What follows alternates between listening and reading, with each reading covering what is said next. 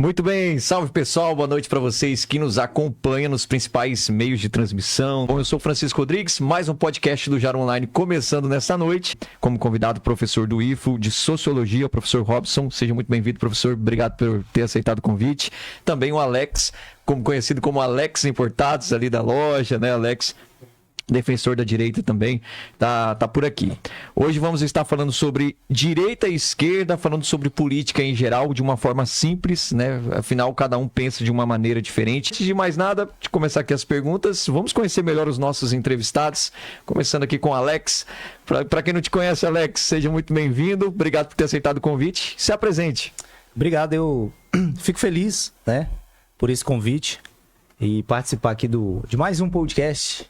O que está na moda hoje. Os streams dominaram a audiência, né? Acredito que muitos, né, já me conhecem como Alex Importados, mas o Alex Importados é o Alexandre Justino de Lima, pai da Gabriela, cristão, evangélico, né? Nascido na cidade de Ariquemes e hoje reside na cidade de Jaru, essa cidade maravilhosa, a qual aprendi a amar de coração. O Robson do IFRO também está aqui presente, professor de Sociologia. Professor, se apresente para quem não conhece quem é o professor Robson. Eu acho que você já praticamente me apresentou. Boa noite, meu nome é Robson. Eu trabalho com a disciplina de Sociologia. Trabalho com a disciplina de Sociologia na Escola Técnica Federal, o IFRO. Moro em Jaru há 5 anos e já tem um tempo que estou em Rondônia, mais ou menos 40 anos de Rondônia. Então já sou mais ou menos bastante rondoniense. Muito bem, seja muito bem-vindo também, professor Robson. É isso, né, gente? Hoje em dia, a gente vê que principalmente os jovens, quando se fala de política, eles meio que viram a cara, parece que tem nojo, né, de política, mas nós dependemos da política para o nosso meio, para ter um país melhor, tudo depende da política. Então, temos sim que estar sempre falando de política. Vou colocar alguns temas aqui, né, para a gente começar o nosso bate-papo. Primeiramente, eu gostaria que vocês falassem o que vocês estão achando, né? Tivemos aí a última eleição, saiu o Bolsonaro, entrou o Lula, saiu um de direita, entrou da esquerda ali praticamente. O que vocês estão achando do atual governo, né? Lula está sendo bom presidente para o Brasil? Na opinião de vocês, o que tem que melhorar, o que está sendo bom, o que está sendo ruim? Começar pelos mais velhos primeiro. Vamos lá, o primeiro, o pessoal gosta de levar para o sacrifício, né? Mas, houve uma mudança significativa junto com o governo da forma como o Brasil se posiciona em todos os aspectos. No mundo, nós ganhamos relevância novamente, o Brasil passa a ser um ator com presença e prestígio no mundo que nós não tínhamos anteriormente. E, sim, começamos a ter mudanças que trazem melhoria para a qualidade de vida do povo brasileiro. Nós podemos observar que já começamos a aumentar os índices de emprego, a inflação começa a diminuir, preços caindo, já não temos mais a necessidade da fila do osso, por exemplo, investimentos em educação, propostas de investimento no processo fabril brasileiro para melhorar o nível de emprego, investimento na agricultura, na agropecuária, que era o que as pessoas tinham medo de que isso não ia acontecer, e muito pelo contrário, está havendo investimento, as pessoas já podem fazer prospecção para o futuro, ou seja, planejar o futuro, fazer investimento. Não houve nenhuma queda, pelo contrário, o país tem melhorado nos últimos tempos. A gente tem diminuído a polarização, não precisamos falar o tempo todo de questões de ódio, de raiva, de destilar isso, de atacar as pessoas. Então, só nesse sentido, considero que já tem evoluído, tem melhorado bastante. Eu não sei qual país que o professor está vivendo ou o que ele está falando, né? Eu não sei aonde está esse país, porque no Brasil, que nós vivemos, atual, não existe isso. Isso aí é uma narrativa que eles estão tentando construir. Primeiro que se for colocar Bolsonaro e Lula numa balança, não tem como pesar. Não tem como. Eu quero deixar bem claro que essa é a minha opinião, gente. Eu tô deixando bem claro. Nós estamos tendo no nosso país uma retirada de investidores, bolsas quebrando, Petrobras quebrando, o rombo do déficit para o ano que vem é 80 bilhões que o governo do Lula já fez. O governo só vive viajando para o exterior e vive viajando e gastando o dinheiro do contribuinte, impostos sendo criados, trazendo de volta o DPVAT. Então, assim, o que nós estamos acompanhando hoje no Brasil é uma descente para o caos novamente. Só quem enxerga dessa maneira que o professor está colocando são as pessoas que estão na raiz ali da esquerda, que está lá dentro. Porque a maioria... Nós estamos acompanhando agora no Nordeste. Manifestação na BR, se eu não me engano, 3... Me fale aqui o nome. As pessoas não têm água. Foi cortada a água do Nordeste, que Bolsonaro foi lá, que o presidente de direita foi lá e ligou. Então eu não sei aonde está toda essa narrativa aí que o professor colocou. Bom, não são narrativa, né? É que eu não sabia que a gente ia enveredar por esse caminho, então eu não trouxe os números. Mas a gente pode pesquisar e voltar a discutir isso novamente. Os números da economia brasileira são crescentes, o PIB está crescendo. Mas como? Sendo que nós estamos com uma dívida de 80 bilhões para o ano que vem, como? Como que cresce? Não está em dívida. Mas o que como, acontece professor? é uma realocação desses fundos. O que o governo conseguiu no Congresso foi poder trabalhar isso, investir esse dinheiro para as pessoas que necessitam, certo? Não é fazer populismo da 13º. O presidente cortou agora o Vale Gás lá do Nordeste, a fila tá horrível. O senhor não está acompanhando? Assim, com todo respeito à sua pessoa, mas eu não sei qual mundo que o senhor está vivendo. Saímos de casa, por exemplo, durante o dia e olhamos o movimento do Sol. Aparentemente, é o Sol que gira em torno da Terra. Mas isso não é uma verdade. Então, a gente precisa de se basear em estudos para que a gente possa, além das aparências, entender as coisas. Essa é a diferença. Não são só as aparências, são os dados. Nosso estado, o nosso estado, ele não é um estado industrializado, é um estado que é pecuária, né? O forte do nosso estado é pecuária. A arroba do boi, ela foi lá embaixo. Com o domínio de volta da JBS no mercado e do Minerva, você acha que realmente o pequeno vai ter vez? O senhor pode explicar isso, professor? O monopólio da JBS, que voltou de novo a comandar o mercado da carne de exportação para o mundo, através do governo Lula? Peraí, eu fiquei em dúvida agora. Porque é o seguinte... Isso é economia. Isso é economia.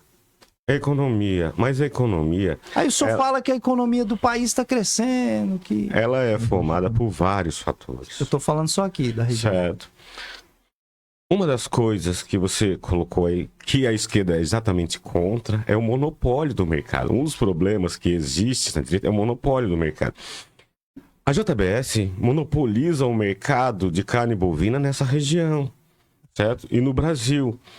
E a Brasil Foods, a empresa controlada pelo grande conglomerado de indústrias alimentícias, domina o mercado brasileiro. Quem estabelece o preço é eles, certo? Nesse momento, e esses sujeitos não têm nenhuma ligação com a esquerda, com a progressividade, com nada disso. Pelo contrário, eu acho que isso são, nesse momento, agora é o que eu acho, não é o que eu sei, é uma adequação do mercado ao momento econômico mundial. Diferente de quando, por exemplo, a gente atacava o Egito, que é o grande comprador de carne brasileira, de carne aqui de Rondônia, nosso grande consumidor, nosso foco de exportação é o Egito, e nós atacamos o nosso consumidor. Quando nós brigamos com o nosso grande parceiro comercial, que é a China, atacamos o embaixador, falamos mal dessas pessoas, falamos mal da mulher do presidente da França, do Macron. Quer dizer, nós tivemos um avanço civilizatório muito maior. Um avanço civilizatório. Para você que está em casa telespectador, com todo respeito, assistindo esse bate-papo, claro que somos pessoas educadas e civilizadas e estamos respeitando aqui. Mas essa narrativa que a esquerda sempre construiu e ela sempre vai tentar construir na sua mente é mentira. Nós atravessamos uma pandemia, foi a pandemia mais forte em todo o planeta. Todo o planeta, a economia do Brasil estava lá em cima. Lá em cima. Bolsonaro pegou uma pandemia, veio depois de uma pós-guerra de Ucrânia e Rússia, entregou o país com um déficit positivo. Eu só não me recordo aqui dos números, mas entregou para o Lula, para a esquerda, com um déficit positivo. Nós já entramos com a PEC me falha a memória aqui, do rombo que já está em 80 bilhões para o ano que vem, e o professor ainda vem falar que a economia está crescendo. As lojas fechando, a Americana quebrando, a Riachuelo demitindo, um monte de empresa demitindo em massa e eu não sei onde está crescendo. Eu não sei. Vamos lá, a economia também, de novo, são fatores. Em função de mutretas, de rolos contábeis que a Americana fez, certo? Isso não é culpa do governo. Pelo contrário, são as instituições do Estado que deviam fiscalizar, instituições como a CVM, os associados, certo? A Americana está dando um rombo no mercado brasileiro. E isso também não tem nada a ver com o governo, certo? Mesmo porque ela pertence a 3 dos homens mais ricos do Brasil, que se posicionam entre os mais ricos do mundo. Esses sujeitos não têm ligação nenhuma com o governo, nem com as posições de esquerda. Vamos lá. O país atravessou uma pandemia. Nós temos em torno de 3% da população mundial e tivemos 11% dos mortos no mundo. Isso não foi uma forma adequada de se lidar com uma doença.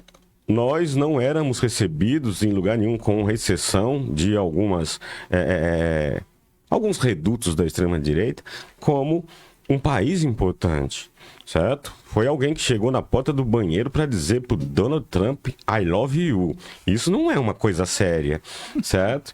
Isso não é algo que eu posso imaginar como relações internacionais importantes. Diferente de chegar na ONU e se posicionar enquanto país. Ele não conseguiu usar o tempo dele na ONU para falar coisas relevantes, certo? Com relação a esse déficit, não existe isso. Na economia, a gente trabalha com vários itens. Agora, o que a gente sempre esquece de colocar na lista de afazeres da economia é o cuidado com o povo. E é o que mais precisa. Os governos, eles existem para cuidar do povo. Certo? É por isso que existe o Estado. Mas por que o Lula quer voltar a cuidar do povo? Ele cuidou 20 anos junto com a Dilma e ainda quer cuidar? Cuidar. Cara, tem coisas que eu não consigo entender da esquerda. Só interrompendo vocês, mas eu parabenizar pelo debate de vocês. Eu vou tentar ser neutro aqui, mas eu vou aproveitar algumas deixas que algum de vocês deixaram para fazer algumas perguntas, né? O Alex, por exemplo, falou sobre a questão do agro, né, que está regredindo com o governo Lula, na sua opinião. Só que tivemos uma notícia muito importante que mexeu com muito aqui do agro sobre um projeto de lei encaminhado pelo governo de Rondônia ao Legislativo Estadual que prevê a criação de um tributo sobre as atividades ao agronegócio no Estado, a taxa do agro, que está sendo criado pelo governador Marcos Rocha e o governo do Estado. O governador Marcos Rocha que defendeu o Bolsonaro. Então, o que você acha? Qual é a sua opinião sobre, já que você citou o Lula na questão do agro, o Marcos Rocha, que defendia o Bolsonaro, está sendo contra o agro nesse momento? Qual que é a sua opinião? Na verdade, esse ICMS do imposto ele já existe, né? Que está em 17%. Vai aumentar mais 3%. Vai aumentar mais 3%. O que acontece? O governador Marcos Rocha, ele quer arrecadar, né? O Estado precisa arrecadar. Só que teria que se criar um mecanismo de se arrecadar de outra forma. Nós sabemos que o nosso Estado ele não é um Estado industrializado. Rondônia não, Rondônia é pecuária. Rondônia ela depende da pecuária, ela depende da bacia leiteira, piscicultura e muito pouco, quase nada, agricultura familiar. Agora que está entrando a soja também no Estado. Só que o que acontece? O meu posicionamento, eu estou falando como opinião minha pessoal, eu sou contra. Porque, poxa, você taxar mais imposto sobre quem produz? Quem produz? É o agro. O que reflete nisso, Alex? Mas vai refletir o quê? Reflete no comércio. Mais imposto, mais carga tributária no agro. É menos dinheiro circulando no comércio. É mais desemprego. O trabalhador, ele já tem uma carga tributária muito grande que ele carrega. Entendeu? E o que me espanta é que os 23 deputados aprovou. E, inclusive, com todo respeito ao deputado que nós temos aqui, que é de Jaru, aprovou, votou a favor. Tem muito se falado que o Brasil está virando um país comunista. Queria saber a opinião de vocês. O professor, que é professor de sociologia, acha que o Brasil vai virar um país comunista? Porque tem muita gente que fala, mas nem sabe o que é comunismo, na verdade. Alex, também, qual que é a sua opinião? Você que defende mais o lado da direita e está mais perto de pessoas que defendem esse lado, você tem essa visão que o Brasil está indo para o lado de virar um país comunista? Olha, comunismo, ele tem várias formas de se querer interpretar. Se você for pegar hoje e colocar aqui no Google, o que significa comunismo? Dentro do que está ali da explicação, até que seria interessante. Mas se fosse aquilo que está ali, que não é, né? O que acontece? Nós temos hoje um governo que voltou a governar a nossa nação, que é um governo de esquerda, ditador, um governo que ele apoia todas as ditaduras do mundo, né? Eu acho que a gente nem precisa ficar falando muito isso aqui, porque o povo já sabe disso. Eu queria colocar aqui 3 questões rapidinhas. Por exemplo, professor, o senhor conhece os Estados Unidos? Uma pergunta para o senhor. O senhor conhece? O senhor já foi nos Estados Unidos? Não, nunca fui. O senhor nunca saiu do Brasil? O senhor já fez alguma viagem no exterior? Se o senhor tivesse uma opção hoje de falar assim, eu vou morar em um país, vou sair do Brasil por N questões, eu quero ir morar em algum país do mundo, um país que seja seguro, um país que... Qual seria o país que o senhor falaria hoje? Eu tô indo para esse país, morar nesse país. Nunca pensei nisso. Nunca pensou? Não. Então, mas eu vou responder pelo senhor. Tá? 90% de toda a população mundial, quando se fala vou sair do meu país, eles querem ir para onde, Francisco? Geralmente, Estados Unidos. Nunca eu vi uma pessoa falar assim, eu vou sair do Brasil e vou morar na Venezuela, porque lá tá bom, Não existe isso. Vou para Cuba. Não existe. Vou para Nicarágua. Não existe. Aí eu te pergunto, Cuba, Nicarágua, Venezuela, esses países são o quê? Governados por ditadores de esquerda, comunismo. O comunismo, Francisco, ele é assim. O mundo, ele nunca deu certo no socialismo e nem no comunismo. O mundo, ele tem que ser capitalismo. Toda a vida.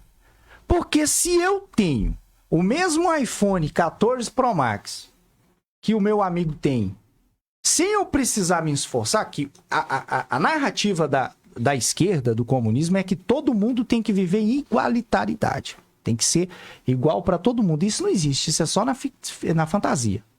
Entendeu? Então o comunismo, para eles, é bom. Para quem tá ali ao redor. Do Lula, a Janja, a panelinha deles. Mas para a massa que tem que sustentar tudo isso, nunca foi bom e nunca vai ser bom. Entendeu? Então, assim, nós estamos caminhando, sim. Isso é real. Se o Congresso, que agora, graças a Deus, porque o senhor presidente da casa, o Pacheco, queria ser ministro do STF, não conseguiu, porque o Lula não indicou ele, então agora ele se revoltou, está começando a colocar as pautas importantes dessa nação a ser votada. Mas se nós não se atentarmos, se o Congresso não se atentar, o Brasil ele tem tudo sim para caminhar para uma nação comunista.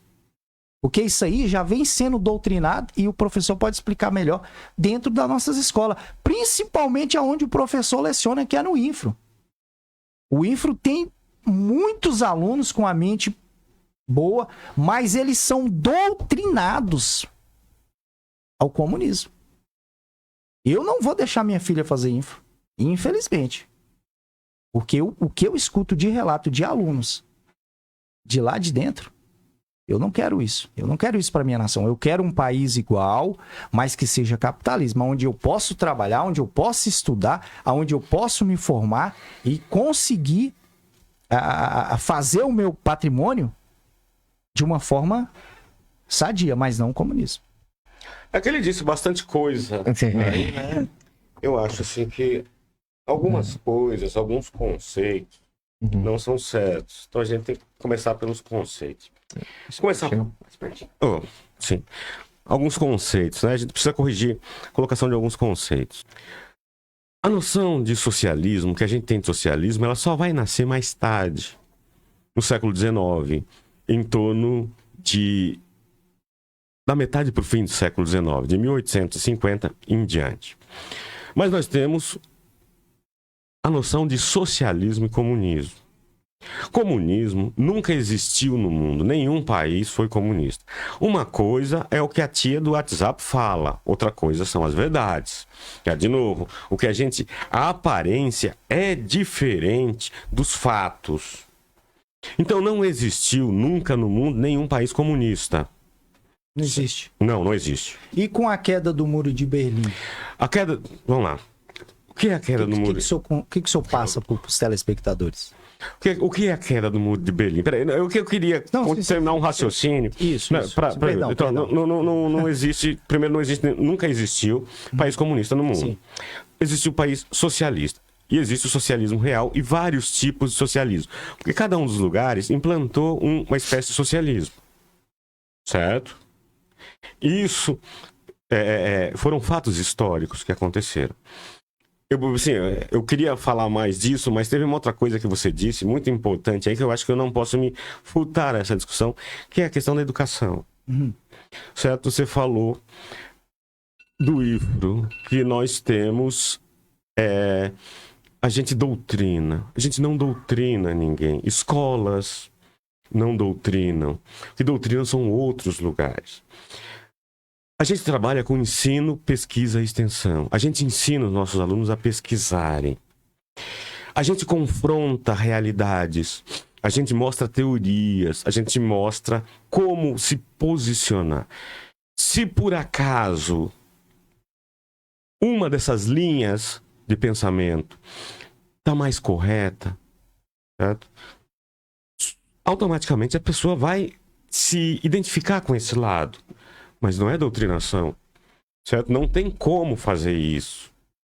Tá? É impossível. Eu imagino que todo mundo pode aprender as coisas. Mas quando a gente aprende as coisas nem sempre são da forma com que nós queremos. A gente pode pensar, imaginar. Quando nós falamos... o que é difícil ensinar? Ciência. O que a gente precisa de ter todo um cabedal de conhecimento antes de entrarmos nas pesquisas e nos conceitos. Por que é muito mais fácil ensinar magia? Certo? Esse mesmo sujeito que você falou antes, que assumiu a presidência da República... Bolsonaro. Ele tinha feito um projeto para uma tal de fosfetanolamina, não sei se você se lembra, que era uma pílula mágica que cura o câncer. Enquanto não foi ele que fez o projeto. Ele estava naquele grupo. Ele estava no grupo. USP São Paulo, desenvolvido pelos. Na USP era o pesquisador sim, que fez. Mas o senhor falou que foi esse sujeito. Sim, projeto de lei. Foi ele mais 3, foram um grupo de 4 deputados. Isso. Não é, tá. É isso. E aí queriam obrigar a USP, que é um centro de pesquisa, uma universidade, a se portar como uma indústria para industrializar esse tipo de coisa. Tá, mas acontece porque isso ganhou um grande alcance público, porque as pessoas ficaram fascinadas por ter um remédio que cura o câncer. Quando na realidade não tem um remédio que cura o câncer, porque o câncer não é uma coisa só. Eles são várias coisas. Existem câncer de tecido mole, de tecido duro, de vários tecidos. Depende da... Sim. Certo? Então, o tratamento varia. E a gente não tem uma coisa mágica. Mas para explicar isso para as pessoas, ela precisa ter uma base anterior para entender isso. Senão é muito mais fácil ela acreditar nessa cura mágica. Sim, o que acontece hoje é a preparação do terreno. É o que o Francisco colocou lá no começo, e eu achei bacana, né? Que você falou que se falar de política hoje para muitos jovens, eles, não quero saber de política e tal. Foi muito legal, isso aí era bom fazer essa colocação. Só para pegar o gancho lá atrás, que o senhor falou que não existia países comunistas, né? Palavras do professor. Quando o Muro de Berlim caiu, as pessoas correram para o lado capitalista e não para o lado ocidental, que o mesmo possuía quase a metade do território do mundo. Os países comunistas não conseguiram se manter. Então, assim, o comunismo, professor, ele já vem lá de trás. Agora, o que acontece? Nunca conseguiu ter aquela amplitude. Nós somos um país comunista, mas agora, com a relevância que a esquerda ganhou nos Estados Unidos e em vários outros lugares do mundo, ele já se intitula comunismo mesmo. Entendeu? Foi o que o Disseu falou. Poder não se ganha, se toma. Não existe. Vamos lá, de novo. Não existe. Nunca existiu o país comunista no mundo. Beleza, vamos lá. Eu tô puxando aqui no vamos Google, lá. né? Vamos pegar... É o Google que falou, não sou eu. Tudo bem, mas o Google não tá sempre certo, ele não é? Vamos lá. E tá errado? Você acha que tá errado? Com toda certeza. Sério? Tá, vamos pegar um pouco de como começa isso. Só pra gente encerrar também. Como começa isso. Vamos lá. O primeiro país a fazer uma revolução socialista no mundo é a Rússia, em 1917. Certo? A Rússia era um dos países mais atrasados do mundo. A Rússia nem tinha entrado totalmente no capitalismo ainda. Era um país meio feudal. A Rússia era um país que ainda se usava arado de madeira. Nem a metalurgia esses sujeitos dominavam completamente. Em menos de 30 anos, eles se tornaram uma potência mundial.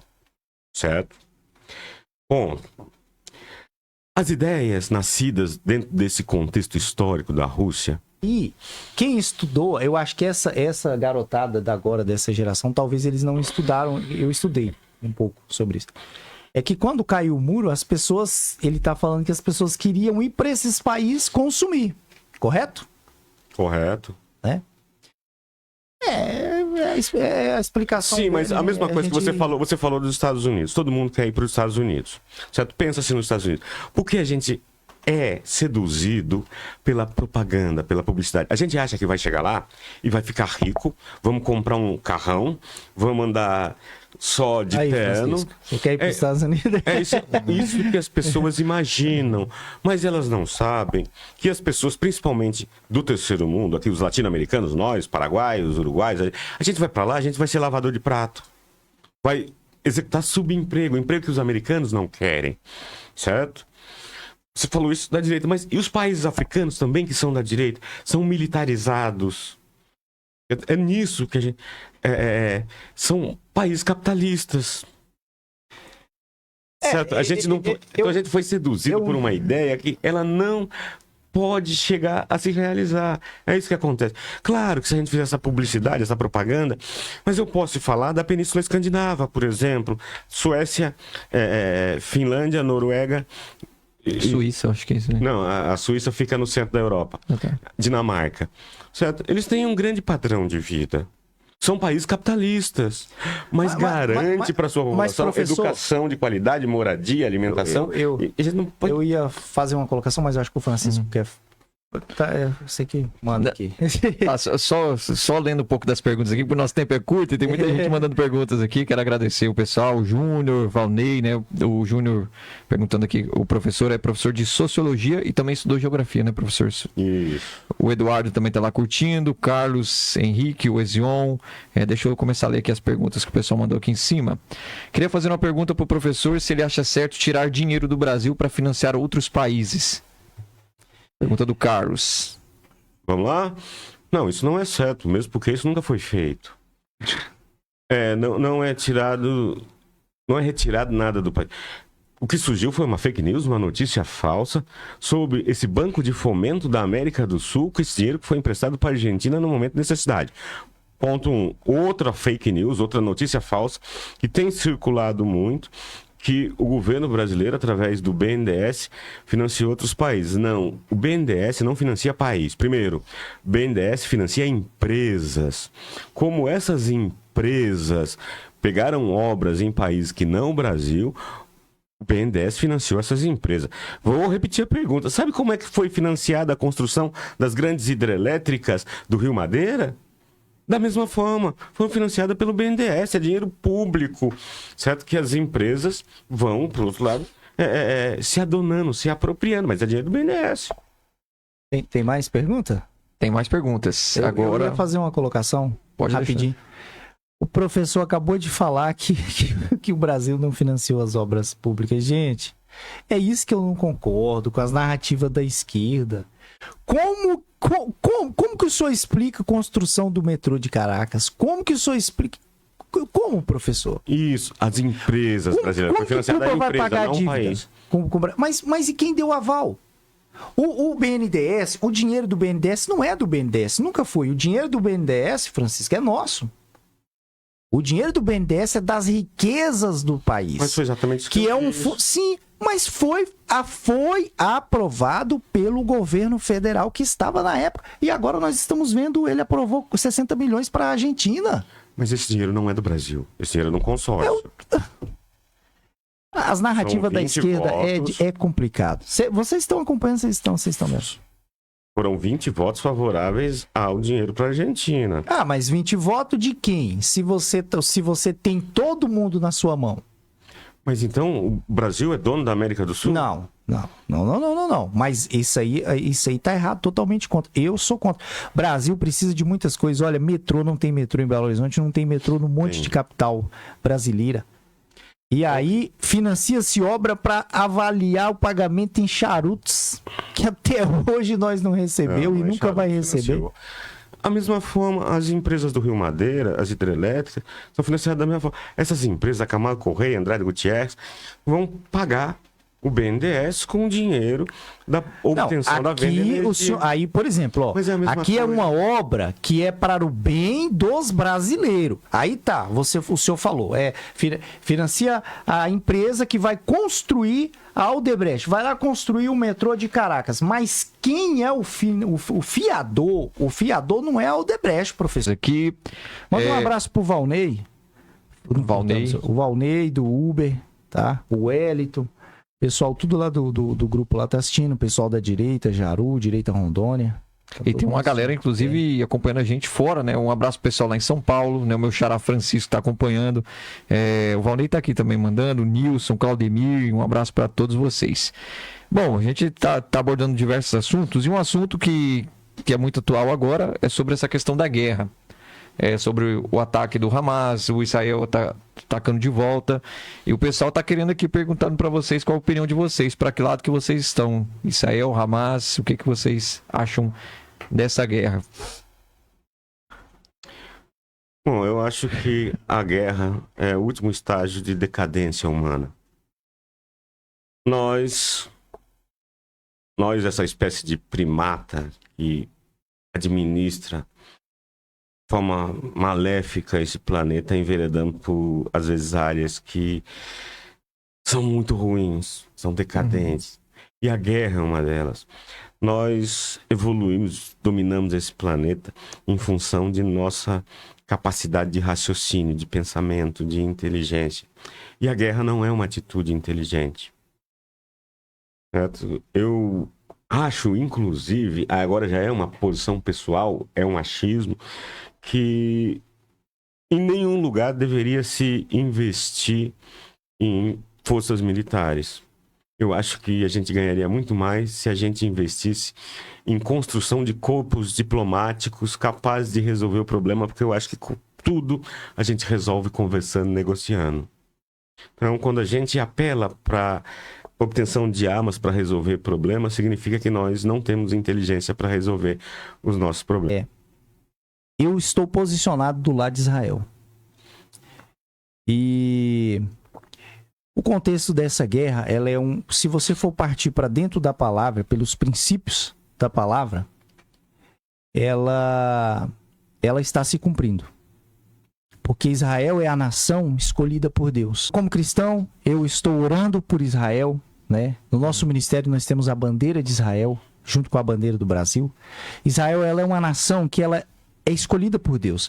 Mas Israel, ele já tem um contexto bíblico que a espada ela nunca ia se afastar. Aquela região, Francisco, aí você tem que ir para dentro do contexto da palavra. Quem é cristão e expressa a sua fé em Jesus Cristo, ele vai entender. A espada ela nunca vai se apartar de Israel até a volta do Criador. Entendeu? E eu sinto muito, eu lamento. Também nesse ponto eu concordo com o professor. A guerra ela não traz benefício nenhum para ninguém, para ambas as partes. Mas a guerra ela existe desde o contexto da fundação do mundo. Desde o contexto da fundação do mundo. O Hamas ele é um grupo terrorista. Eu vejo a mídia, o professor colocou agora, que a imprensa e tal. Mas o Hamas, se você for puxar a história ali do Hamas, como que foi criado o grupo Hamas, o grupo terrorista armado, que a mídia, a Rede Globo e algumas emissoras de televisão, eles não falam isso, e até tem uma cobrança da oposição para que o governo federal se posicione e declare que o Hamas é um grupo armado, e está uma pressão muito grande no Congresso, ele não declarou. Então o Hamas ele é um grupo terrorista fortemente armado. E ele decapitou sim as 40 crianças. É porque a mídia não está mostrando. Mas tem relatos de brasileiros que estão lá, que não conseguiram voltar para o Brasil, e quem está acompanhando está vendo. Sobre liberdade de expressão, rapidinho, sua opinião de vocês. Tem muita gente que está falando que a questão de liberdade de expressão não pode falar mais e tudo mais, então... Olha, ô Francisco, já está finalizando o podcast, né? Já estamos chegando no final.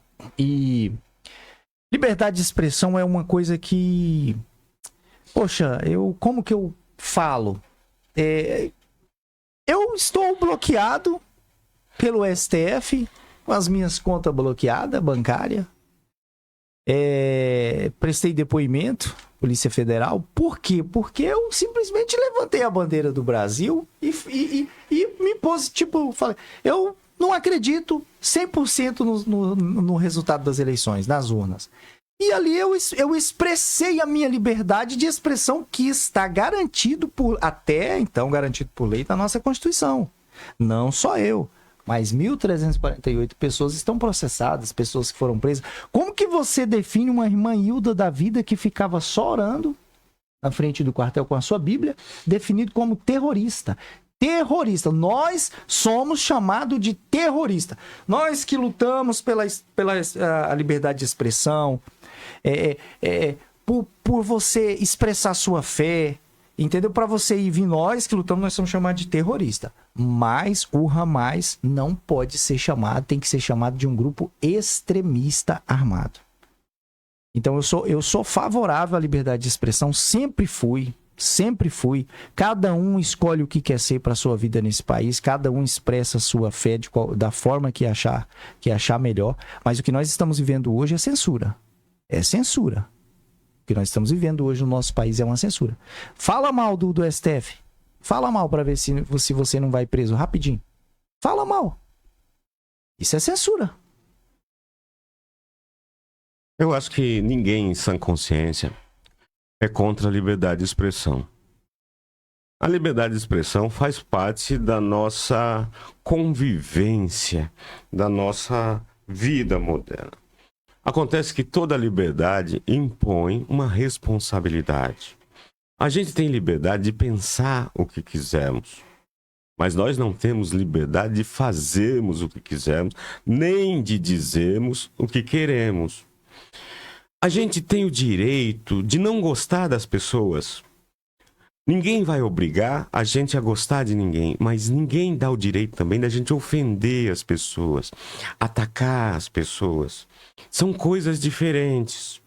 Eu posso não gostar do STF, como eu não gosto do STF, mas por motivos diferentes.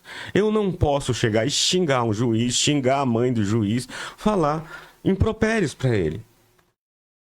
Eu não posso divulgar notícias falsas, certo? Como o Alexandre Garcia chegar e dizer que o que aconteceu na inundação no sul do país foi porque o governo abriu comportas de represas que nem existem comportas. Isso é uma notícia falsa. Uma pessoa dessa tem que ser processada e condenada, porque ele está cultivando, cultuando, acendendo o ódio dos outros. Uma coisa é ter a liberdade de dizer o que a gente quer. Mas a gente precisa ter responsabilidade também, a gente não pode difamar as pessoas. Certo? Se tem uma pessoa que está passando ali na rua e eu não gosto dela, eu vou dizer, essa pessoa é uma ladra. Isso é uma mentira. Eu vou ter que provar. Se eu não provar, eu vou ter que ser processado. Certo? Então, as pessoas não gostarem, até não aceitarem o resultado da eleição, certo? Tudo bem. Não aceite. Isso é uma opinião. Opinião equivocada. Mas isso não dá direito. Isso não dá direito dessas pessoas irem para Brasília e pode quebrar. Não, aí eu sou contra. Também. E quebrar as coisas. Isso, sou contra certo. Também. Então, isso. E sempre fui contra. Isso. Quebradeira. Certo. Isso não pode. Agora, e quem tava lá levantando a bandeira do Brasil? Mas ele tava ajudando as pessoas que estavam quebrando? A irmã Hilda foi presa, professor. Mas ela tava com a Bíblia o tempo todo orando. Sim, meu garoto. Mas muita gente pegou uma Bíblia também, saiu da Europa e foi fazer cruzada para matar árabe. Tá com a Bíblia, não justifica nada. Tá com a Bíblia, foi responsável por queimar muita gente na fogueira da Inquisição. E isso não quer dizer nada. Eu não quebrei nada. Tá com a Bíblia, caçaram as bruxas em Salem, nos Estados Unidos, eram todos crentes, eram todos protestantes. Então tá com a Bíblia não significa nada. Grande parte das maldades no mundo são feitas por alguém que porta uma Bíblia. Muito bem. Ô Alex, você citou essa parte, você chegou a ser processado, você chegou a sofrer algum tipo de punição? Tem até gente perguntando aqui, pergunta, se você não quiser não responder, não tem problema, se o Alex usa tornozeleira por conta daqueles... Não, nada. Graças a Deus eu não me imputaram. O que aconteceu é que eu recebi uma intimação, né? Certo. Eu fui ao banco. Aqueles protestos ali próximo ao Gonçalves? Sim. Eu fui ao banco, né? Para fazer algumas movimentações e cheguei lá, o gerente me chamou e falou, ó, suas contas tá bloqueada. Certo. Eu falei, ué, mas... Aí eles não falam, eles só te mandam a petição, o número da petição. Eu peguei a petição, ele falou, vai atrás de um advogado, que eu também não sei, é do STF. Aí já, nossa, STF, meu Deus. Aí fui no advogado, doutor Alexandre, ele acionou o advogado de Brasília, né, e foi buscar o processo dentro do STF. Segundo, eles me processaram, bloquearam as minhas contas, a movimentação, diz eles que eu estava em Brasília. Eu não fui a Brasília. Eu usei meu Instagram para postar, para me manifestar. Levantei a bandeira do Brasil. Eu me posicionei, falei na rádio, né? Que respeitava o resultado das eleições e o governo que ganhou, mas que eu não concordava. E que eu tenho e sempre vou ter as minhas dúvidas com o resultado das urnas. Então, assim, tinha pessoas infiltradas da esquerda que estavam gravando tudo e... Então, hoje eu tô ainda com as contas bloqueadas, né? E prestei o depoimento pro delegado, ele falou, se quiser responder, eu falei, não, vou responder tudo, eu não tenho nada a temer, nunca tive passagem nenhuma com polícia, nunca tive nada que me desabonasse, falei pro delegado. Certo. Ele falou, mas e por que você levantou essa bandeira aqui e tal? Que tinha uma bandeira lá no quartel, com uns certos dizeres. Só que todo mundo estava levantando aquela bandeira. Falei, doutor, o senhor acha que 220 milhões de pessoas têm todo esse conhecimento de lei que o senhor tem? Nem todo mundo tem. Então, assim, não é uma liberdade de expressão? Eu falei para ele, com todo respeito, não é liberdade de expressão eu levantar, assim como o Sem Terra, o MST levanta a deles? Ele ficou quieto, ele falou, não posso responder nada. Só depois, né, que ele falou comigo. Eu falei, então é uma liberdade de expressão. Mas é o que eu acabei de falar agora, nós estamos vivendo uma censura. O professor falou, eu posso não gostar, eu pode respeito, não gostar, mas isso não te dá o direito de fazer atos. Mas como não me dá a Constituição me dá de me manifestar pacificamente? Se a Constituição me dá esse direito, manifestar pacificamente não é ficar 2 meses na frente do quartel instigando o golpe. Certo? As pessoas que foram a Brasília invadiram o Congresso, mas quem quebrou, quem invadiu tem que ser preso. Mas se você não estava nesse meio, então você vai ter que provar e dizer... E eu já estou provando. Então não cometeu o crime. Francisco, mas as pessoas, a dona Fátima que invadiu para mas quem invadiu tem que responder sim. Certo? Uma senhorinha, uma avó que chegou lá e disse que usou o banheiro de forma não muito adequada, certo? E é uma avó, uma senhorinha. Sim, mas nós da direita, nós somos a favor de que se tem quebradeira e quem quebrou que tá lá nos vídeos, que foi infiltrado, que foi colocado lá, pelos vídeos. Será que foram infiltrados? Nos vídeos. A maioria das pessoas... O G Dias até hoje não explicou. A maioria das pessoas estavam se filmando. Preso. As pessoas estavam se filmando, fazendo propaganda, colocando nas redes sociais. Saindo de Brasília para Rondônia, não houve só lá em Brasília, houve ali algumas manifestações, já houve da esquerda e dessas últimas foram da direita, trancando a rodovia, né? Diz que lá em Ariquemes quebraram até os canos d'água e tudo mais. Você chegou a estar em alguma dessas ou não, Alex, se você é contra ou a favor? Não tive nem manifestação de Ariquemes. As manifestações que nós participamos foram no Jaru. E foi uma manifestação pacífica. O tempo todo a PRF orientou as pessoas ali não obstruir as vias. O que acontece é que para se organizar as duas vias de ir e vir, precisa fechar uma para abrir o outro lado do trânsito, que é o que a Constituição te dá o direito, de não obstruir as rodovias. Entendeu? Então ficava 15 minutos. Ambulância, carros, com urgência, todos passaram. Entendeu? Ariquemes, o que quebrou, colocou fogo nas carretas do IG, aquilo lá não foi ninguém ligado às manifestações de direita. Aquilo lá foi comprovado e a polícia comprovou. Foram pessoas de outros grupos. Então eu participei aqui de Jaru, a gente esteve junto se manifestando em prol da nossa liberdade, né? E em Porto Velho. Mas em nenhum momento eu fui a Brasília, eu tive vários amigos meus que foi, em nenhum momento eu quebrei nada, em nenhum momento eu instiguei violência de nada. Nós se manifestamos pacificamente, lutamos pelos nossos direitos. Muito bem. Tem muitos assuntos aqui pra gente abordar, mas o nosso tempo é curto e tem os compromissos. Deixa o microfone aberto para as suas considerações finais. Eu agradeço, um podcast muito bacana, muito produtivo para a sociedade, tá? E que tenha mais temas como esse. Agradeço também o professor Robson, que veio participar, né? E é isso, democracia é isso, é o respeito. Às vezes talvez a gente se altere em algum tema, né? Que eu também não sou sabedor de tudo, né? Como eu sempre falo, eu sou um eterno aprendiz. E o professor, que ele falou que tem 40 anos de Rondônia, ele tem a minha idade, só de Rondônia, né? Que eu nasci em Ariquemes, tenho 40 anos. Ele é uma pessoa muito mais experiente do que eu, mas eu sou um jovem que me posiciono, nunca fugi do meu posicionamento, né? E é isso, estou aí aberto aos convites e aquilo que for para me contribuir para o crescimento do nosso município, do nosso estado, da nossa nação, eu estarei sempre às ordens. Eu acho também que existem, né, formas diferentes de ver o mundo, mas existem realidades diferentes também.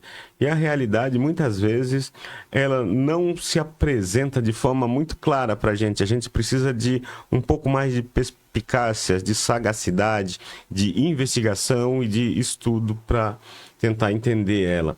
A gente não pode embarcar em várias ideias porque alguém que a gente gosta, ou que a gente acha bonito, que defende. A gente tem que pensar, geralmente, tentar criticar, raciocinar de determinadas formas. E é isso. Obrigado.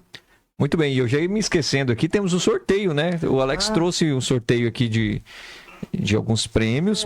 Rapaz, é gente aqui que não para de chegar mensagem aqui. Júlia também tá lá em São Paulo. Rayan. Vamos lá, então? Sim, pode ser. Então, primeira camiseta. Ellen Andrade. Parabéns, Ellen. Faturou a camiseta. Mostra aí a camiseta de novo, Alex. A Ellen faturou a camiseta. Tá bom, Ellen? Depois pode procurar aqui a produção do Jaru Online. Diogo Arruda. Diogo Arruda faturou o boné. Parabéns, Diogo Arruda. Tudo de bom. E a bombinha do galão de água, né? Faturou o boné, depois produziu. Isso, agora a bombinha do galão de água. Quem tá aí com o galão não precisa de bebedouro, é só instalar a bombinha. E agora o puxador de água ali para você colocar no galão. De 20 litros. Os meninos estão fazendo aqui o sorteio, né, da produção. Edilene Santana. Então, muito bem. Edilene Santana, parabéns, viu? Então, são os 3 ganhadores. Gente, fiquem todos com Deus. Bom feriado a todos, né? Amanhã é feriadão. Aproveitem, se divirtam, tenham família. Professor, tudo de bom para você, tá? Boas aulas ali. Alex, tudo de bom. Boas vendas ali. Alex Importados. Eu vou fazer o merchan aqui, aproveitar. Tá ali pertinho do semáforo da Dom Pedro com a Adolfo Hall. Obrigado à equipe do Jaro Online. Obrigado a você, nosso amigo internauta que esteve acompanhando o nosso podcast de hoje. Até a próxima.